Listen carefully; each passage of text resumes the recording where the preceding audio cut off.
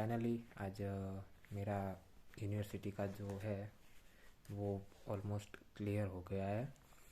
और अभी मैंने वीज़ा के लिए अप्लाई किया है, तो बस अभी वीज़ा के लिए मैं वेट कर रहा हूँ। ये वीडियो थोड़ा लेट बन रहा है, उसके लिए सॉरी। लेकिन आज मैंने जो वीडियो बनाया हुआ है वो बहुत इंफॉर्मेशन वाला है, क्योंकि ये मैं आपको पूरा स्टार्टिंग से एंड तक बताऊंगा कि उसमें कौन से डॉक्यूमेंट चाहिए, फिर कौन सा डॉक्यूमेंट कब चाहिए वो भी मैं आपको अभी बताऊंगा। फर्स्ट ऑफ ऑल आपको पासपोर्ट के लिए अप्लाई कर देना है। जो आपके पास पासपोर्ट नहीं है तो पासपोर्ट के लिए आपको नॉर्मल जो डॉक्यूमेंट चाहिए वो है आपका एड्रेस, जिसमें अच्छे से मेंशन किया हुआ है। फिर डॉक्यूमेंट दूसरा आधार कार्ड है। आधार कार्ड के अंदर आपका नाम, बर्थ डेट और एड्रेस आ जाएगा। फिर आपका जो है शायद ड्राइविंग लाइसेंस मांगेगा, या फिर आपका जो इलेक्शन कार्ड है, दोनों में से एक। और थर्ड जो है वो आपका लास्ट एजुकेशन, से समझो कि आपने डिप्लोमा किया हुआ है, बैचलर किया या कुछ भी, तो लास्ट जो एजुकेशन है वो आपको वहाँ पे शो करना पड़ेगा। तो आप मेक श्योर वहाँ पे प्रिंट भी लेके जाओ जब आपकी अपॉइंटमेंट हो, और ओरिजिनल भी लेके जाओ, और आपके फ़ोटोज़ अराउंड 2 जितने फ़ोटो मांगा लेते हो। तो उसके अगर आपका पासपोर्ट आ जाए उसके बाद आप पहले तो आप जो लास्ट एजुकेशन है उसके सारे डॉक्यूमेंट कलेक्शन करो। जैसे आपने कोई भी डिग्री किया हुआ है वो सब, तो एजुकेशन के सारे डॉक्यूमेंट, जैसे उसकी मार्कशीट है और ट्रांसक्रिप्ट है, वो दोनों कलेक्ट करो या फिर वो रेडी रखो। उसके बाद अगर आपने कहीं पे जॉब किया हुआ है तो वहाँ से आपको एक LOR लिखवाना पड़ेगा, उनकी साइन और लेटर पेड पे साइन के साथ। या फिर आपने ओनली स्टडी किया हुआ है तो आपको कॉलेज से दो, आई थिंक दो है, मेरी तो दो है, तो मैंने दो अलग LOR लिखा है अलग अलग प्रोफेसर से। LOR का मतलब होता है लेटर ऑफ रिकमेंडेशन। मीन्स कि वो आपके बारे में बताते हैं नीचे साइन करके कि हाँ भाई बंदा है जो वो हमारे यहाँ पढ़ा हुआ है और उसका आज तक ऐसा कोई प्रॉब्लम नहीं आया, वो सब सारी हमारे बारे में अच्छी डिटेल होती है। तो वो आपको वहाँ से लिखवा के साइन करके रखना है। और थर्ड है SOP। SOP बहुत इम्पोर्टेंट है, मेक श्योर करो, क्योंकि बहुत सारे हैं लोग स्टूडेंट्स वो एजेंसी थ्रू करवाते हैं, मतलब कि एजेंसी उनका SOP लिख देती है। तो एजेंसी मोस्टली क्या करती है, एक दूसरे का कॉपी कर देती है, वो सब करती है। तो ट्राई करो कि आप खुद SOP लिखो, क्योंकि आपको पता है आपने क्या किया हुआ है सब। और अगर आपको हेल्प चाहिए तो आप यूट्यूब पे, सॉरी, गूगल पे देख लो, वहाँ से भी आपको मिल जाएगा। और SOP एक चीज़ ऐसी है, वहाँ से आपका पूरा एडमिशन मोस्टली डिसाइड होता है। तो SOP में ध्यान रख के अच्छे से लिखो, आपकी पूरी सही डिटेल लिखो उसमें। और उसमें एक मेन रीज़न है कि आप एजुकेशन ख़त्म होने के बाद क्या करने वाले हो। तो बहुत सारे लोग ये लिखते हैं कि मैं वहाँ पे जॉब करूँगा, ऐसा वो सब। आ, ऐसा नहीं लिखना है, क्योंकि उनको ऐसा लगता है, फिर उनको ऐसा पता चल जाता है कि हाँ भाई ये यहाँ पे आ रहा है तो यहाँ मोस्टली सेटल होने के लिए ही आ रहा है। तो वो आपका रिजेक्शन कर सकते हैं वीज़ा के टाइम पे या फिर एडमिशन में।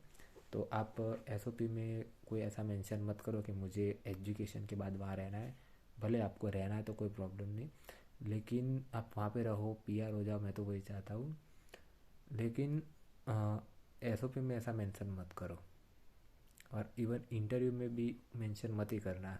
ऐसा हो तो यहाँ पे भले अंकल का बिज़नेस हो या ना हो, मेरा तो अंकल का कोई बिज़नेस ही नहीं है, फिर भी मैंने ऐसा शो किया था कि हाँ मेरे अंकल का बिज़नेस है। हाँ, मेरे अंकल का जो भाई है, मतलब सॉरी, अंकल का जो लड़का है वो कंस्ट्रक्शन लाइन में है। तो मैंने वो सोचा था कि हाँ मैं उनके साथ लगूंगा, तो मैंने वो बताया था उनको। SOP और LOR की बात हो गई, और आपका एजुकेशन अभी ये, और पासपोर्ट। फिर अभी स्टार्टिंग में आपको जो डॉक्यूमेंट अपलोड करने हैं वो मैं आपको लिस्ट बोल देता हूँ। एक SOP है, LOR, आपका लास्ट एजुकेशन है, उसकी मार्कशीट और उसकी ट्रांसक्रिप्ट, तो 4 हो गए। फिर 5th नंबर है पासपोर्ट। 6 नंबर है अगर आपने एजुकेशन के बाद कोई आपका गैप है, मतलब 1 साल 2 साल 6 महीना, तो वो आप गैप कहाँ पे आपने स्पेंड किया, अगर IELTS में किया है तो आप मेंशन कर सकते हो, तो वो गैप के बारे में आपको डिटेल डालनी है, वो SOP में भी आप डाल सकते हो। फिर अगर कोई जॉब किया हुआ है तो एक्सपीरियंस है तो वहाँ से एक्सपीरियंस लेटर लो आप, और वो आप ऐड कर सकते हो। And the last one is आपका इंग्लिश लेवल। अगर आपने कोई इंग्लिश में ही एजुकेशन किया हुआ है तो शायद आपको ज़रूरत नहीं पड़ेगी, लेकिन डिपेंड करता है यूनिवर्सिटी पे। तो वो आपको इंग्लिश लेवल चेक करने के लिए वो आपका मांगेगी। तो IELTS है, फिर PT है, डिओलिंगो, वो सब है एग्ज़ाम। GRE भी है। तो उसमें से कोई भी आप, डिपेंड करता है यूनिवर्सिटी कौन सा मांग रही है।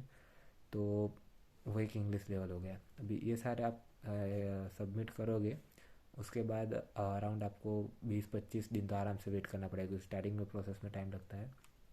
तो आपका अगर कोई डॉक्यूमेंट उनको नहीं चाहिए हो गया मोस्टली, तो आपका अनकंडीशनल लेटर आएगा। Unconditional without condition. अगर कोई डॉक्यूमेंट उनको मिसिंग है या उनको कोई नीड है तो आपको मेल भी करेंगे, और उसमें कंडीशन लेटर आएगा, यहाँ भाई कंडीशन में ये हमें नीड है। सो फिर आप सबमिट करोगे, उसके बाद अनकंडीशनल लेटर आएगा। अब अनकंडीशनल लेटर आएगा, उसमें आपको आपकी फ़ीस वो सब मेंशन किया हुआ है होगा। उसमें आपको कितनी फ़ी पे करनी है पहले, डिपॉजिट, वो भी होगा। और इंटरव्यू मोस्टली UK में लेते हैं, तो वो मेंशन करेगा कि आप फ़ी पे करो, उसके बाद आपका इंटरव्यू होगा या उससे पहले हो जाएगा। तो वो सारी डिटेल उसमें मेंशन होगी। अ, फिर नेक्स्ट स्टेप है, आप फ़ी पे करो, अ, या फिर पहले इंटरव्यू हो जाएगा। तो मेरा पहले एक यूनिवर्सिटी थी जो लास्ट, वो उन्होंने पहले डिपॉजिट लेके फिर मेरा इंटरव्यू किया था, लेकिन इस बार ऐसा नहीं हुआ है। इस बार वही सेम यूनिवर्सिटी ने लिया था, लेकिन वापस मुझे रिजेक्शन किया है। पता नहीं मुझे क्यों रिजेक्शन कर रही है। 2 बार मुझे रिजेक्शन मिला है। लेकिन अभी जो मैं दूसरी मेरी यूनिवर्सिटी है, university of the west of England, उसने मुझे इंटरव्यू में सिलेक्शन कर लिया है।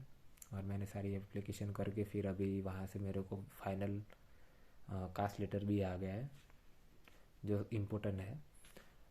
तो अभी मैंने वीज़ा के लिए अप्लाई किया है। तो हाँ, वापस टॉपिक पे आ जाए। तो आपका ये सब सारे डॉक्यूमेंट सबमिट कर दो, उसके बाद अनकंडीशनल लेटर आ जाएगा। फिर आपको पे इंटरव्यू देना है, उसमें सिलेक्शन हो जाए तो आपको फ़ी पे करनी है।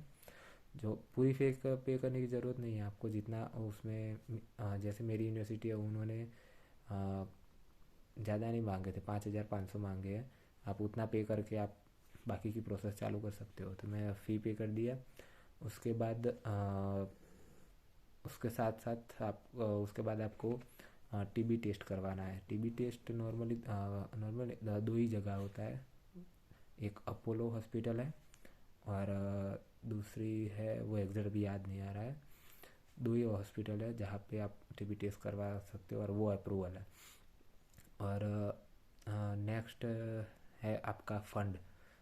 और मेक श्योर करें कि आप फ़ंड जो बताए वो ज़्यादा से ज़्यादा 2 बैंक है उनका ही बताए, कोई भी 2, क्योंकि अगर आप जितने ज़्यादा डॉक्यूमेंट बनाओगे उतना प्रॉब्लम आएगा।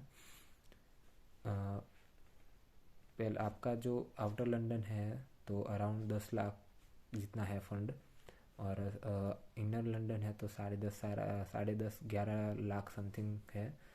तो उतना आपको फंड शो करना है। मेरा तो 10 लाख मैंने शो किया हुआ है। वैसे तो 9.5 ही ज़रूरत थी, लेकिन थोड़ा एक्स्ट्रा रखा क्योंकि प्लस माइनस होता रहता है, तो फिर 10 मैंने रखा हुआ है। और हाँ, ये मेरे को पहले नहीं पता था कि फ़ंड के साथ साथ जो आपने फ़ी पे नहीं किया हुआ है वो भी आपको शो करनी है कि हाँ मैंने फ़ी पे नहीं किया है लेकिन मेरे पास वो फ़ी है। तो मैंने 7,000 मेरी है टोटल 14,250, तो मैंने ओनली 7,000 पे किया हुआ है अभी। तो अभी मेरे को 10 लाख प्लस 7,24,000 प्लस और शो करने हैं, तो मैंने टोटल 18 लाख, टोटल मेरा 17.5 लाख होता है, लेकिन मैंने 18 लाख शो किया हुआ है। तो फंड का भी हो गया। अभी नॉर्मल डॉक्यूमेंट्स अभी हो गए, जो आपका अनकंडीशनल आए उसके बाद फंड लेटर बैंक के जो आता है वो, फिर टीबी टेस्ट, और हाँ बस वही दो ही शो करने हैं बाद में आपको। फिर आपको वो कोई क्वेरी होगी तो आपको मेल करेंगे, या अगर कोई क्वेरी नहीं है तो फिर आपको कास्ट लेटर वो आपको इश्यू कर देंगे। कास्ट लेटर आने के बाद उसमें आप प्रॉपरली चेक करो, आपका नाम नंबर सब प्रॉपरली चेक करो, क्योंकि ये वीज़ा में जाने वाला है और वीज़ा में भी आपको डॉक्यूमेंट सभी सबमिट करने हैं। तो फिर आप वीज़ा के लिए बुक करो। वीज़ा की कुछ फ़ी है, डिपेंड करता है कि उस टाइम पे पाउंड का रेट कितना है, आप डॉलर में कर दो डॉलर में रेट कितना है, डिपेंड करता है।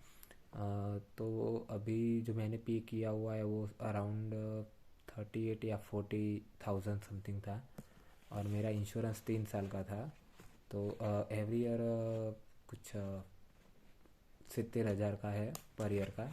अगर आप मास्टर करने के लिए आते हो, आपको 1 साल का ही है, तो आपको 70,000 ही देना है। मेरा 3 साल का था तो मैंने 2,10,000 दिया हुआ है। नहीं, 2,05,000 में तो मेरा इंश्योरेंस और हाँ वीज़ा फाइल दोनों हो चुका है। बस तो बस इतना ही डिटेल था। और वीज़ा के लिए आप अप्लाई करो तो थोड़ा चेक करके अच्छे से करो। और अपॉइंटमेंट, हाँ मेन, उसमें अपॉइंटमेंट भी आपको लेना होता है। और अपॉइंटमेंट में ऐसा होता है कि आप उसी टाइम पे वहाँ पे पहुँचना पड़ेगा, और आपको वहाँ पे सारे डॉक्यूमेंट सबमिट करने हैं जो भी आपने यूनिवर्सिटी को शो किए। सो बस इतना डिटेल था। मेक श्योर आपको सारा इन्फॉर्मेशन मिल गया होगा। मिलते हैं नेक्स्ट वीडियो में। सी यू।